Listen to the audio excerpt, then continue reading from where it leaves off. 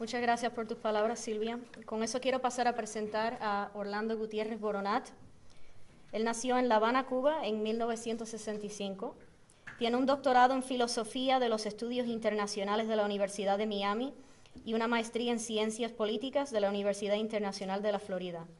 Ha publicado los libros Hacia la Gran Nación en 1995, Condenado a la hoguera por un tribunal castrista en el 2003, La República Invisible en el 2000 y La Ciencia de la Democracia este año.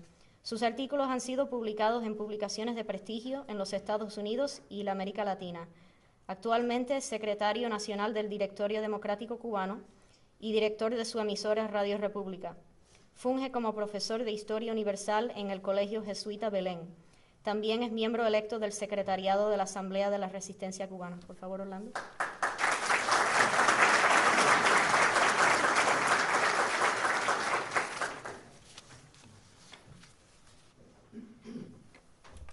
Comandante Hugo Matos, congresista Mario Díaz Valar, el presidente del Instituto de la Rosa Blanca, Lincoln Díaz Valar, el ex congresista Tadeusz McCarter y mi hermana Ana Carbonell. Para mí es un inmenso honor poder venir a hablar aquí de mi amigo Rafael Díaz Valar. Yo no sé si el verbo existe o no en el español, pero Rafael me privilegió a mí con su amistad. Y digo eso porque le dio la oportunidad a un muchacho que no había terminado la universidad de ser su amigo. Y llamo amigo el que Rafael, que para entonces para mí era inexplicable, y todavía lo sigue siendo, le dedicaba grandes horas de su siempre apretado schedule cuando venía de España a conversar. Muchas veces en la Academia Norteamericana la política se quiere reducir a una serie de ecuaciones. Eso estuvo muy de moda en un tiempo. Y yo a este hombre que llevaba tantos años en la lucha política, yo quería hacerle la pregunta clave. Le dije, Rafael, ¿cuál es la clave de la política? Y yo pensé que me iba a dar una ecuación. Esta es la ecuación que es la clave de la política. Y Rafael me dijo me dio una respuesta que me dejó confundido. Me dijo, la clave de la política es el carácter. Yo me hice que no lo había oído bien, y al rato de estar hablando le vuelvo a decir, Rafael, ¿cuál es la clave de la política? Me dice, la clave de la política es el carácter. Y yo dije, esto no puede ser, esto... En la universidad enseña que la política es una serie de correlaciones, ecuaciones, etc. Seguimos conversando muchas veces, y entonces yo le dije, bueno, Rafael, ¿cuál es la clave del carácter? Y yo dije, por aquí voy a encontrar la ecuación de la política. Y Rafael me dijo, la clave del carácter es el amor. ¿Cómo que el amor? ¿Cómo se mide el amor? ¿Cómo es la ecuación para el amor? El amor es la clave del carácter, porque el amor es la entrega. Y el carácter es subordinar la conducta al concepto, a la entrega. Esto era muy profundo en Rafael, quizás demasiado profundo para yo con aquella edad apreciarlo. Pero es una verdad que trasciende todas las ecuaciones y todas las predicciones y todas las correlaciones de poder que uno puede aprender de una estadística. La esencia de la política es el carácter. Desde los romanos sabemos eso, de los judíos. Y la esencia del carácter es el amor. Esa es la gran verdad del Nuevo Testamento. Y eso es lo que Rafael Díaz Valar me transmitía a mí en esas conversaciones. Por eso la doctrina de Rafael, que era otro concepto que en principio yo no entendía, ese concepto que él hablaba de la raza cubana. Cuando yo primero escuché eso de la raza cubana, y dije, este es un hombre demasiado culto para creer en esto de la biología y que la raza es biológica. Decía, no. La raza, él me decía, la raza cubana es una pluralidad de voces de diferentes etnias que han coincidido en una unidad moral singular. El chino, el negro, el español se unieron para luchar por la libertad en ese país del Caribe y crearon un pueblo nuevo y diferente a todos los demás pueblos de América Latina. Y me decía, la pluralidad de esa raza solamente se puede dar en un solo tipo de Estado, y ese Estado es la República. Cuba tiene que ser una república. Y llegué a entender rápidamente que Rafael había internalizado profundamente a José Martí, porque esto en esencia es también el mensaje martiano. Este mensaje que es el de la Rosa Blanca. Rafael me decía a mí que muchos factores más allá del control de los cubanos habían conspirado para dividir a los cubanos. Y que por eso la única solución que tenían los cubanos para poder recuperar su república era mucho amor. Amarse más allá de las diferencias históricas, amarse más allá de las tradiciones políticas que cada cual había heredado y que parecían insalvables, amarse en la recuperación de la república. Y él decía también, que para muchos era muy controversial, pero era perfectamente lógico en este hombre de carácter, La clave de la raza cubana es la unidad y la reconciliación de los cubanos. Agustín Tamargo, nuestro querido Agustín Tamargo, otro gran cubano, decía que Rafael Díaz Valar era un hombre de acción. Porque Agustín decía, el hombre de acción es el hombre que conjuga el pensamiento con la acción, y ese es Rafael Díaz Valar. Entonces, Rafael Díaz Valar creía en la unidad y la reconciliación entre los cubanos. Y cuando uno va más allá de las diferencias históricas y de la serie de catástrofes que nos llevaron a perder la República, uno se da cuenta que en todos los momentos clave, ¿dónde estaba Rafael Díaz Valar? Estaba del lado de la reconciliación entre los cubanos. Hay un grupo de buenos cubanos, de grandes cubanos, que se reúnen en el diálogo cívico, posiblemente la última esperanza de la República, para intentar buscar una solución entre cubanos. ¿Dónde estaba Rafael Díaz Valar? Líder dentro del diálogo cívico, desde su posición. Y él me hablaba del dolor que él sentía cuando veía que las divisiones se iban agrandando, se habían acercado y después se ampliaban, se ensanchaban y se iba perdiendo el terreno común. ¿Dónde está la vocación de reconciliación de Rafael Díaz Valar? En el planteamiento que se hace aquí en los años 60, que es también el planteamiento de Rafael Rubio Padilla y de otros cubanos pensantes, y de Juan Antonio Rubio Padilla. Constituir el gobierno cubano del exilio como entidad de derecho debidamente constituida bajo el presidente Carlos Prío Socarrás.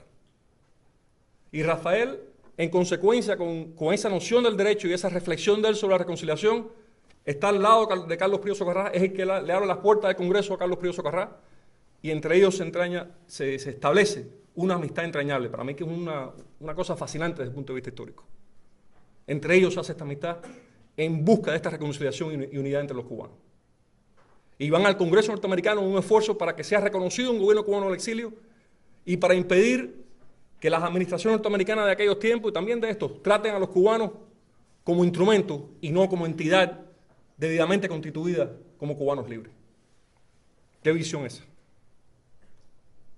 Otro ejemplo de esta acción de Rafael Díaz Valar en buscar la unidad y la reconciliación entre los cubanos, su amistad y su recibimiento al comandante Hugo Mato. Y recuerdo un panel que organizamos una vez en el directorio, en el cual hablaron Rafael y habló Hugo Mato, y como eso circuló por toda Cuba, y donde quiera despertaba entusiasmo y unidad entre los cubanos. Pero quiero resumir esta acción de Rafael Díaz Valar con una experiencia que yo tuve con él. Una de las primeras veces que yo conocí a Rafael Díaz Valar. Acababa de llegar al exilio Ricardo Bofill. Y en aquellos momentos, ese gran cubano que hoy está muy enfermo, el doctor Ricardo Bofill, era una figura controversial en el exilio. Por quién era, por dónde venía, por lo que estaba pasando dentro de Cuba.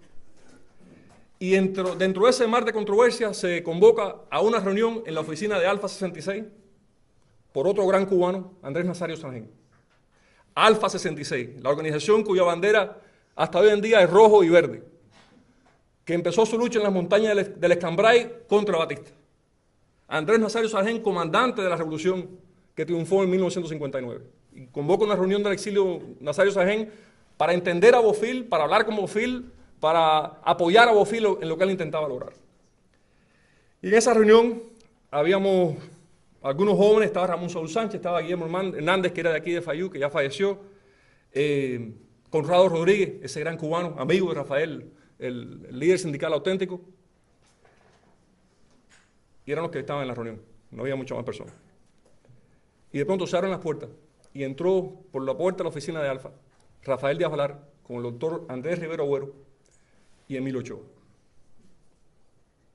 Y empezó la reunión, y la reunión no acababa de cuajar, y Rafael pidió la palabra, y se viró a Bofill y dijo: mire, Ricardo Bofill, aquí están todas las diferentes vertientes de la república que perdimos, unidos en apoyar lo que ha empezado dentro de Cuba y que tú has ayudado a gestar. Y ese movimiento que está empezando dentro de Cuba, que vemos con enorme esperanza, pueden contar con nuestro respaldo para recuperar esa república. Y así terminó la reunión y tuvo ese respaldo clave, Ricardo Bofill, que él siempre recuerda. Para mí ese es Rafael Díaz Valar cuando pienso en él. Rafael Díaz Valar decía que la esencia de toda doctrina para el futuro de Cuba era la soberanía de la defensa para la defensa de la soberanía.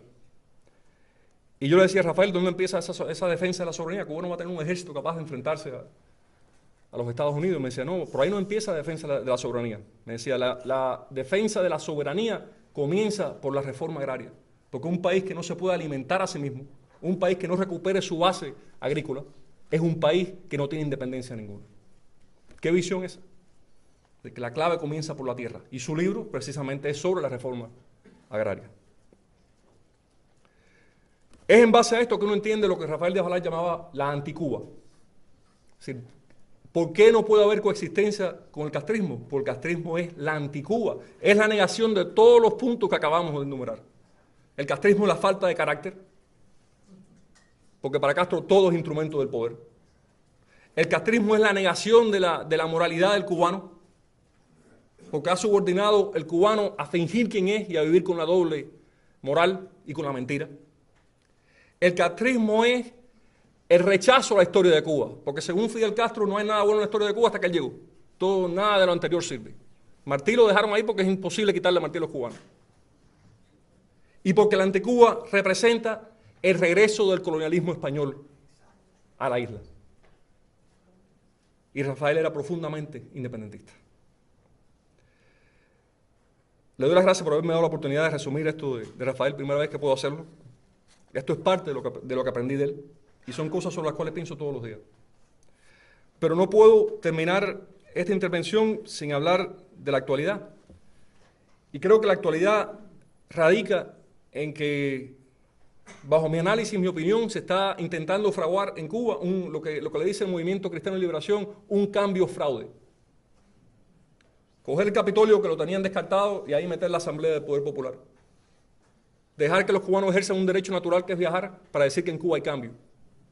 Permitir que un cubano limpie botas y decir que eso es reforma económica. Eso es lo que se fragua en Cuba hoy en día. Y antes de eso está la convocatoria de lucha que emana del pueblo de Cuba. Todas las semanas en Cuba hay gente en la calle manifestándose, hay gente en la calle en huelga de hambre, hay gente luchando por el cambio real.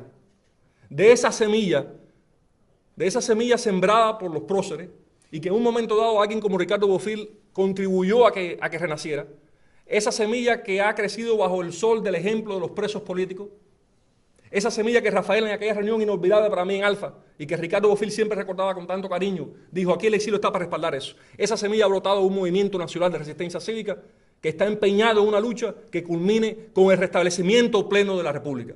Y nosotros en el exilio, con los mecanismos, los medios, la decisión a nuestro alcance, tenemos que darle el aporte definitivo a esa lucha que ha entrado para mí en una fase singular. Yo los convoco.